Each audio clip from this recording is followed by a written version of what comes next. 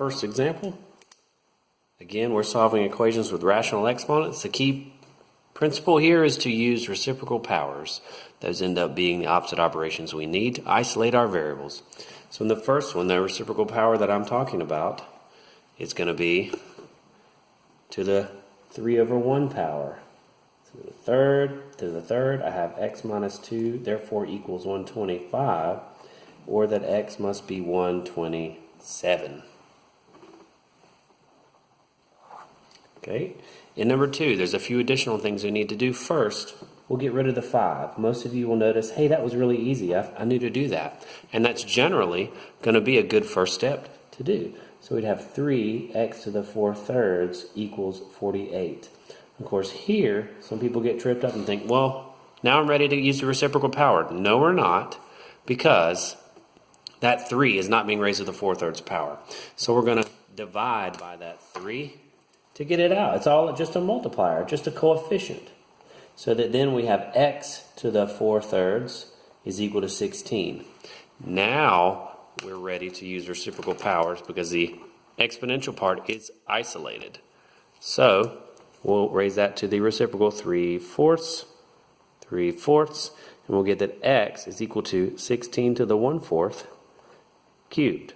Well, what does that come out to be? Well, the 1/4 power means the 4th root. What can you raise to the 4th power and get 16? 2.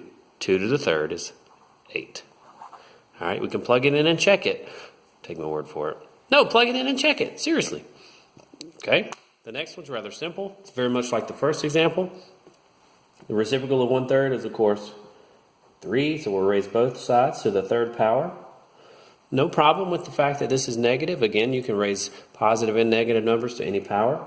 So we'll get the cancellation on the left. 2x plus 1 is going to be equal to negative 27.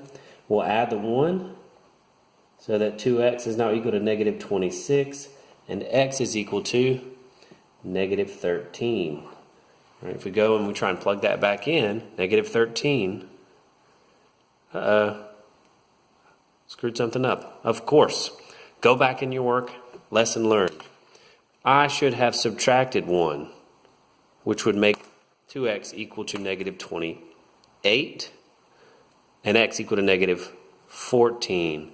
Now, I would not have figured that out if I did not go back and at least think about plugging in the number to check my answer, right? All right, so focus. Yep, okay. So, moving on. Negative 28 plus 1, negative 27. The cube root of that is negative 3. Checks out. Okay, and number 16, very much like number 2, we're going to add 4 first. Seems like the easiest thing to do, and it's correct. So I have x minus 2 to the 2/3 equals 9. Now we're ready for the reciprocal power. How does that work? We're going to raise both sides to the reciprocal of 2/3, or 3/2. 3/2. All right, can you see that? So that I've got x minus 2 equals 9 to the 3/2 power. What is 9 to the 3/2 power equal to, sir? X minus 2. 9 to the 3/2 power, remember, is 9 to the half cubed. So I have x minus 2 is equal to the square root of 9, or 3 cubed. 27, meaning x is 29. There we go. That looks better. Pause if you need to. 29. Plug it in. Don't screw up like last time. 29 minus 2 is 27. The cube root of 27 is 3. Square that is 9 minus 4. It's 5. Checks out. Okay, and number 32, it's already set up for us to use the reciprocal power. So we're going to go ahead and raise that to the reciprocal of 1/3, which is 3/1, or just 3. And we'll get x minus 2 is equal to negative 125. And we'll add our 2 and get x equals negative 123. Okay, the next one, relatively simple, but can look and appear complicated. Okay, so we'll take a look. How do we get rid of square roots? The opposite of square root is squared. So that would have been exactly the same step as if this had been 3x to the 1/2 power. So we'll square both sides, and we'll get that 3x equals 36, or that x must be 12. All right, plug it back in and check it. It does work out. All right, on to 39. I'm going to give a little tilt here. Okay? So, how do we get rid of square roots? They're on both sides. And then there's that pesky 2. Well, guess what? We're just going to square the entire side. Because how do we know to square it? It's the opposite of square root. And that's what's happening to these. So if I square a 2, I'm going to get 4. If I square a square root x, I'm going to get x. If I square this side, I'm going to get the radicand itself. So from there, we've got a two-sided equation that's relatively straightforward.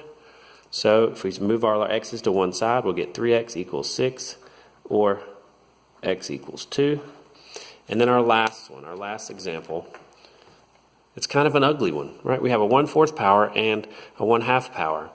Well, I thought you said earlier that you're supposed to use reciprocal powers. How do I know which one to use? Well, through trial and error, you'll see that there's one in particular that will take care of both of these. And that is going to be the reciprocal of the 1/4. You see, the reciprocal of 1/4 is 4. And when we multiply 1/2 by 4, do we get an integer? Why, yes.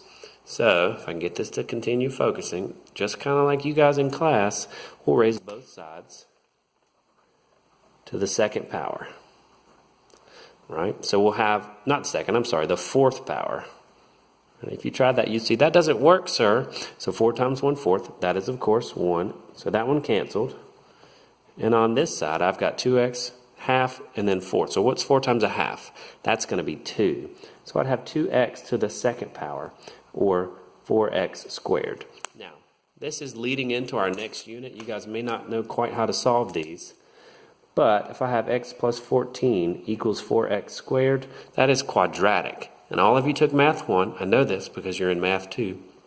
And in order to solve these, you're going to set it equal to 0 by moving everything over to one side. Right, so that would now be 0. So, we haven't quite gotten here yet in terms of our class. So what I'll do is just go over that process briefly. 4x squared minus x minus 14 equals 0. How do I solve that? I need to figure out what two parentheses are equivalent, that product that's equivalent here. So what do I know? What do I know? I know a lot about this because I had to do these by trial and error a long time ago. So I know that it can be 4x and x, or 2x and 2x. But here's the problem. I need to figure out numbers that can multiply to get negative 14 to put here and here. But when their products are done with their double chain, they're going to combine like terms to get a negative 1x. So how do we do this? 7 here, 2 here. How did I figure that out so quickly? I know that the 7 is going to end up multiplying this x. You guys might call that FOIL. And then the 2 and the 4x are going to multiply. I'm going to get an 8x here and a 7x here, which will combine in a special way so that I get a negative 8x and a positive 7x, combining to get negative 1x. What does that mean my answers can be? X equals 2, x equals negative 7/4. So if you don't get that, don't worry about it. That's not on our test Wednesday, but those problems will certainly be on the test that we take for our next unit. Good luck studying for radicals. Remember, test Wednesday.